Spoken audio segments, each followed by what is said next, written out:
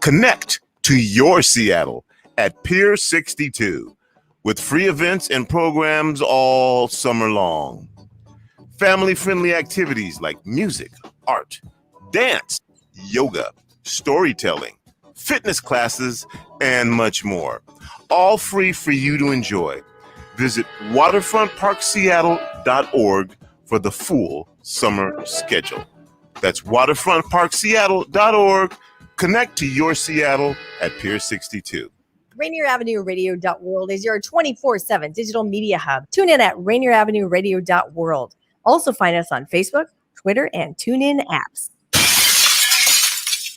Hello there, world. Bettina, Carey here, and we are live on Rainier Avenue Radio once more, where we're going to help you to shatter your glass ceilings, because that is what they're meant to be done. I'm so excited to be back here again with none other than Sally Page. We had a little technical glitch last week with her getting on, but now we're back. So let me go ahead and formally introduce this topic that we're going to be covering today.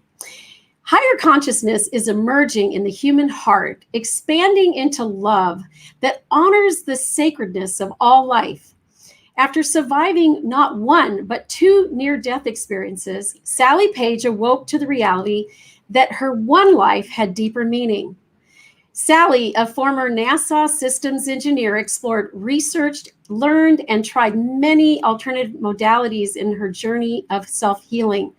And along the way, she became a medical intuitive, gaining understanding of what it takes to ready herself and now others for that journey of healing.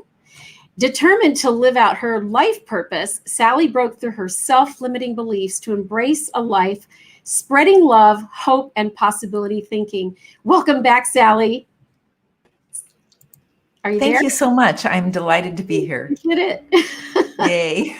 Not sure We what made happened it. last week with your internet connection there, but it's so great to have you back and running in blue today. How fantastic. You look great in that color. Thank So you. I would love for you to just dive back in, set the framework for this conversation, a thumbnail view of your near-death experience. I mean, one would be enough for me, but you lived through two. Tell us a little bit about the second one. Well, if you can imagine coming out of such a deep, deep sleep that it takes intentional effort to wake up, I was in that place. I put my entire focus and intention on waking up. Finally, when I was able to open my eyes, I took a moment to take in my surroundings, only to realize that I was in an intensive care room in a hospital and that I had almost died. No one had expected me to live. Yet there I was with my eyes open, breathing without a respirator, and regaining consciousness after 6 days in a coma from bacterial meningitis. Wow. I can only imagine, you know, my background's in nursing, and I've watched people, you know, come to their last hours. I've never had anybody come back. There.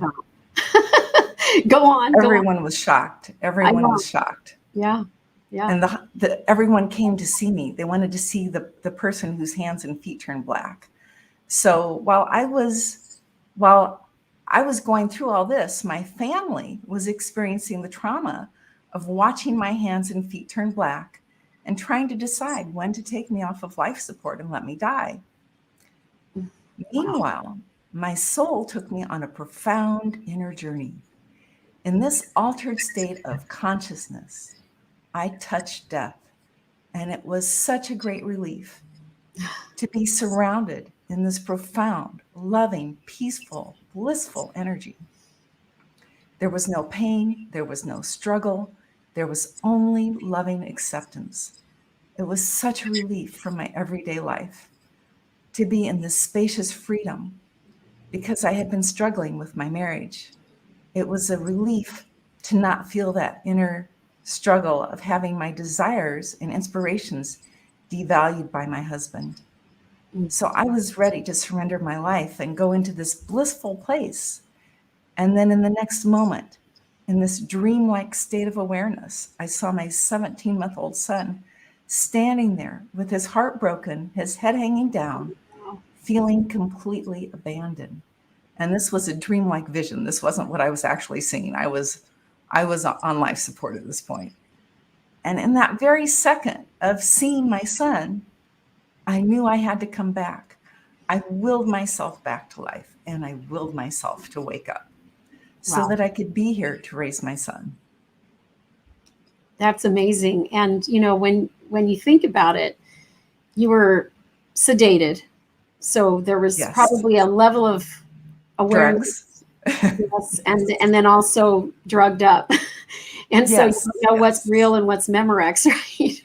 Yes. But it had a profound impact on you, because when you woke up, even though your family had been experiencing the mourning, so to speak, of your loss, the impending loss, you actually were waking up to your vital self, the self that would now be the self that had been a suppressed. renewed Sally Page, And they probably were going like, what? Who is this person that just woke up?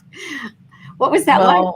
It took a long time. I was in bad shape, and I was still connected to a lot of things. Even though the respirator was out, I was still very wired up to electronics. It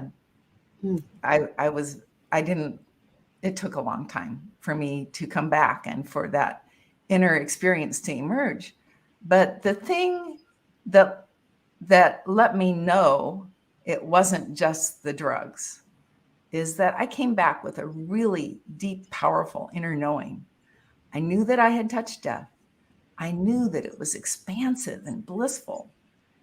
And I knew that I would live to raise my son, that I would heal completely, and that I would help other people heal. This was really deep within me. I can't even explain it. It was magical in a way. But that's not what they were telling you, right? They were telling you, you're never going to walk again the same. You're going to have nervous disorders. Your nervous system's a train wreck, things like that, right? Yes. And you're saying I had extreme nervous system damage.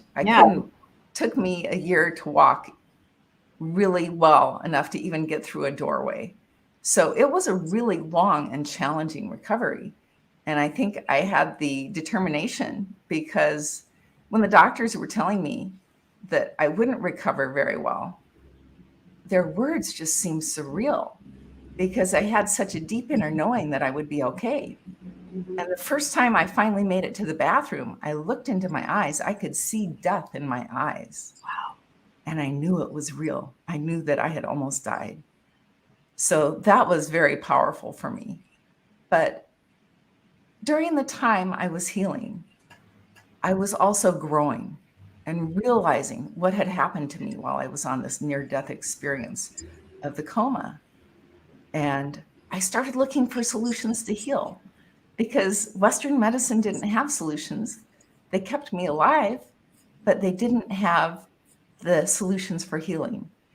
And I just have to say, if you've ever been through a medical experience and the doctor says you just have to live with it, they're telling you they've done the best they can with the tools they have.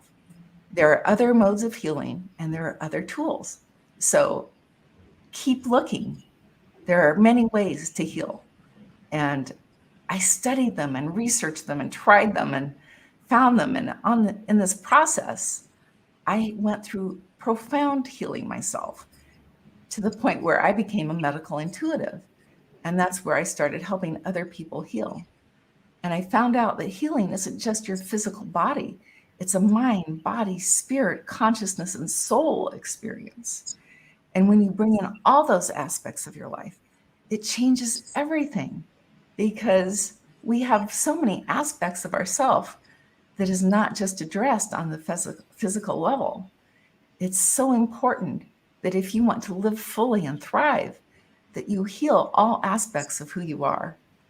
So I went through very deep healing through all this research and deep changing in my consciousness. So it sounds like the biggest transformation was the self-limiting beliefs that were operating in your world. Describe a little bit about what was happening immediately before in your relationship with your husband, your child, raising your child, to give folks a little bit of a context. Well, I was struggling with my relationship. I had been an engineer and I didn't like living in a computer room all the time. My husband was rarely home because he had an engineering job and he worked long hours. So I was basically spending my life with a computer. And I realized I'm a people person. I can't do this forever. So I told him I wanted to go into alternative medicine. And he said, "You're crazy. You have a perfectly good engineering degree. That's insane to waste your degree and all the money you spent on your education to go get another degree. That's just, we can't do that. I'm not willing to do that."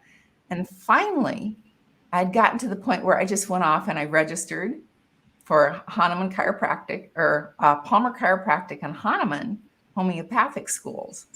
And then I found out I was pregnant. And my organic chemistry teacher said, "Hey," I told him I was pregnant because I was nauseated and I needed to leave class occasionally. And he goes, "Let's just check all the chemicals to make sure we haven't damaged the fetus." And I'm like, oh, there's no way I'm going to continue with this if there's any risk to the fetus, because I'd waited forever to have a child. And that was another one of the issues. So I was so thrilled to have this baby. I just stopped. I stopped school. I did all the things to have a healthy pregnancy. And thank God I had a healthy child. So when he was 17 months old, which is not very old, this happened. Wow. And so it was very traumatic. On the other side of this equation, so just to reframe, so not a non-supportive commitment with your husband. Very non-supportive. Led to a decision that you had to make about what to do with that marriage, and then go on to raise your son. And then you started a practice. You had to get all of the knowledge and skills developed to be a medical intuitive, which is taking some of your own internal intuitive skills and lining those up with medical content. Yes. So my background's in nursing, so I totally love what you've done, and I love the work that you're doing. So give us that step. How did you leap into medical intuitiveness? Well, after having I have to say, right, being an engineer, when I was working at NASA, someone suggested I go to a Chinese medicine person, and I'm like, that's not scientific. And that was my ignorance speaking, because now that looks really mainstream compared to what I do. So I had to grow in consciousness.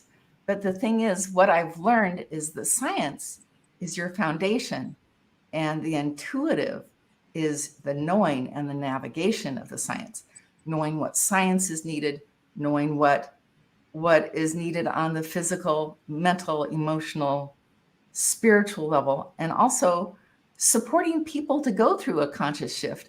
Because if they've got a significant disease or medical crisis, there's a conscious shift associated with it that is part of their healing.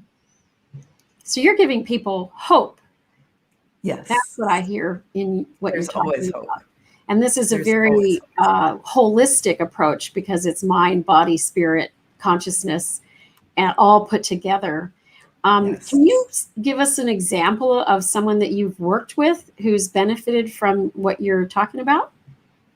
Yes, I would love to. I had a woman come in to see me, and she had a lump on her breast, and she was really, really afraid that it was breast cancer. And I talked to her a bit, and I knew, I just had a knowing that it wasn't cancer. And she was really frightened. She'd been to the doctor, she'd had it biopsied, and I go, "This isn't cancer. It's two things. It's a relationship thing, and it's a past life thing." So I worked with her. We addressed some of the things right on the table. And as we did this, the lump went away while she was on the table. This does not always happen, but it did with her. And at the very end, I used sound and frequencies with healing.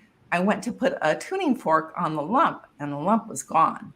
Wow. She still had some pain there, but the lump was gone. So going into these past lives and doing a little bit of past life regression, where she had to go and make some things right in the past lives, was a powerful experience that changed what was going on inside of her. It was a past life where she didn't speak up and do what she needed to do to make things right. And when she went back into that situation and used her voice and said what she needed to say, she took her power back. And she also took control of her self-care back, because in that lifetime, she was sacrificing herself and not taking care of herself in the way she needed. And then in this lifetime, she was repeating that in the relationship that she was in. So as she changed both of those items, she went through a huge self-empowerment that taught her to self-care, self-nurture, self-love. And also she had to shift relationships and move out of that relationship. And she found a lovely relationship afterwards with someone who really treated her with respect and nurturing and valued her in a way that last relationship, that last person wasn't able to do. So big changes. That's a pretty remarkable story. And for those of you who are, doubting Thomas's, you only really need to look into research about these miracles that are happening with healing. And, in this case, obviously she had no evidence of cancer, but she had a lump, and it was a representation of what was going on in her body. That was really more about what was going on in her soul and her spirit and her consciousness, right? So all of that had to be addressed. Even if it had been a lump that needed to be removed, removing the lump itself would not have healed her internally from this, unfortunately, self-limiting belief that others' care matters more than our own. So this is a really great example of putting that oxygen mask on yourself first, and not necessarily tending to others before you've taken care of one and your very self. That's a big one for all of us to learn. So as we dive deep into this topic, we're obviously just a short half hour here. I keep thinking to myself that you're a great resource to folks. So share a little bit about how folks can get a hold of you. What are some of your programs that you have out there, and give out your phone number as well. Okay. Or your First email of all, prefer. Let me just talk a little bit about some of the things I offer. I do medical intuitive work, and I work with people who want to really make a significant change. Like if you're having a disease you want to deal with, if you're dealing with surgery coming up, if you want to do a significant shift in your health, or just in your mind, body, spirit, I have a package that I offer for that.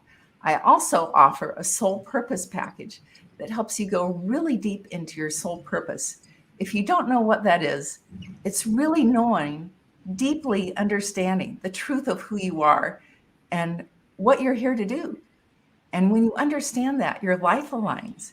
You put your power where your skills and your potential lie, and your life just lines up, and it's just so different. It's like living with your power or living without it. So I have that soul purpose thing, and I offer a free assessment where people can go through and fill out the questions, and then I have a one-on-one appointment with me. So I will put that. There's not a chat here. No, but we can put it in the comment section. We'll put it in the comments, but my website is Life Force Directory, and you're welcome to sign up for a free conversation with me or take the soul purpose evaluation and see where you are. And then we can go through that evaluation together, and you'll get to see where your potential for change lies and what you can do to really line up your life and make sure that you're living on purpose, doing what matters most, nurturing those most important relationships, and living your dreams.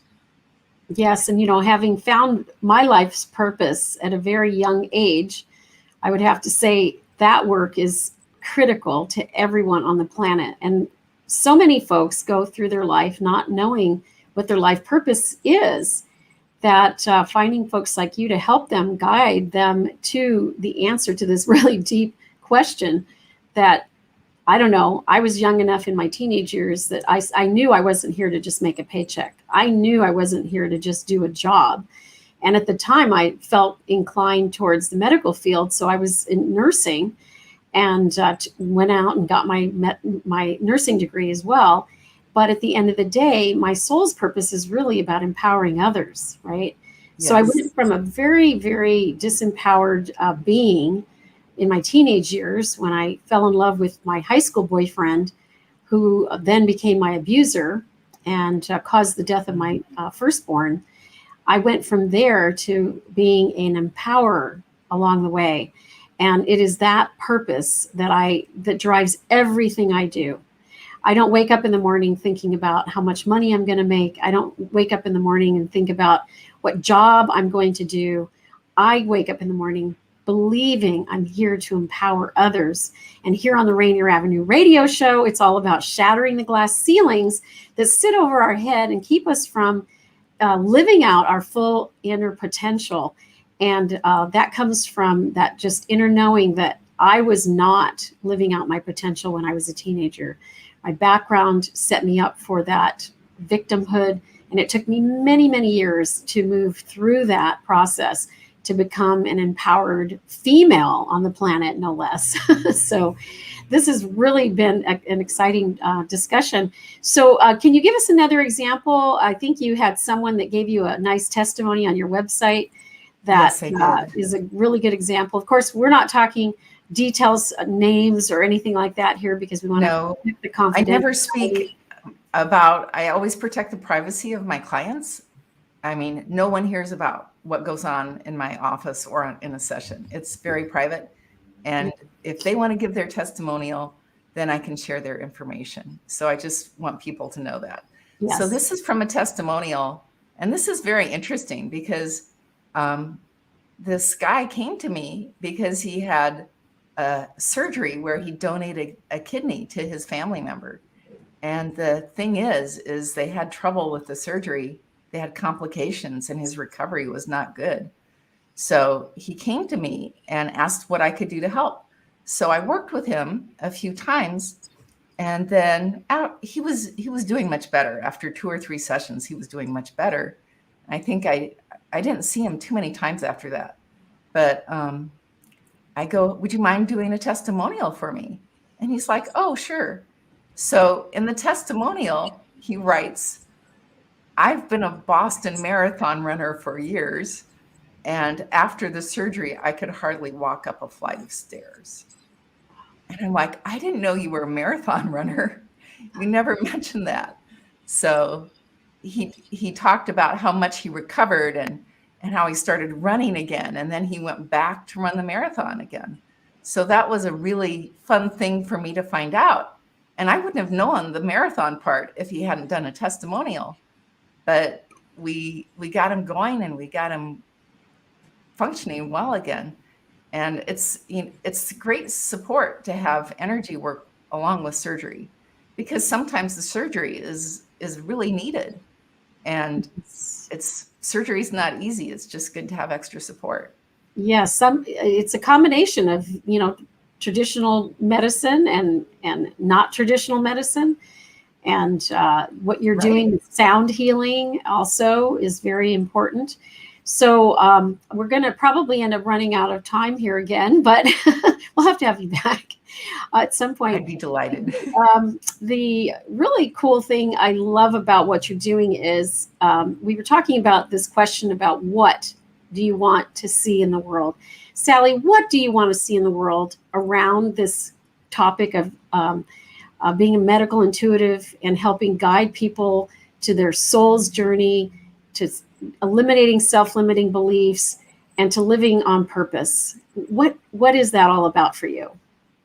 For people who really don't have an inner guidance system going on, it's amazing to have one. And I would love to help people ignite that. And we do that in the soul purpose work. But when you know your inner truth and you know what your heart and soul is calling you to do, that's so empowering. And that's where we are our very best selves.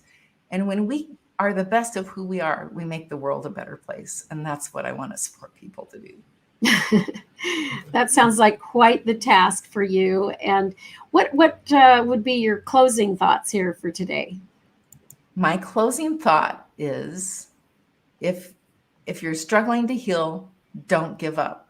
If you're struggling to find meaning and purpose and deep inner connection and guidance in life, don't give up. Come see me, check out Life Force Directory. I have lots of things where I give webinars and workshops, and I'd be happy to guide you to find out more. Thank you so much. It's been wonderful to have you back here, Sally, and we got the whole full time this time around. Our next show coming up is God is Inspiration. And before we go to our next show, what I wanted to share with you is that we also have the upcoming We Empower You Global Virtual Summit on September the 8th. This is where we have a 12-hour marathon day where we feature 24 plus speakers like Sally that are going to dive much deeper into their programs, and they get about 30 minutes each in breakout sessions, as well as our keynote presenters. And so you're going to want to go to weempoweryourlife.com, click on the Summit Tickets tab. We have 500 sponsored tickets that you can have for free. But you have to remember, when they're gone, they're gone. So it's just 500 of the first 500 people around the globe tickets are available. September 8th is the date to set aside. Again, we start at 8:30 a.m., go to 8:30 p.m. It's going to be a wonderful day. As always, it's our 6th summit since COVID started. I'm excited to say we've served over 700 people in the summits thus far. We can't wait to serve more. And we look forward to having you back here to listen to Rainier Avenue Radio, Shattering the Glass Ceiling, next Thursday, 1:30 to 2 p.m. See you back next week. Bye for now.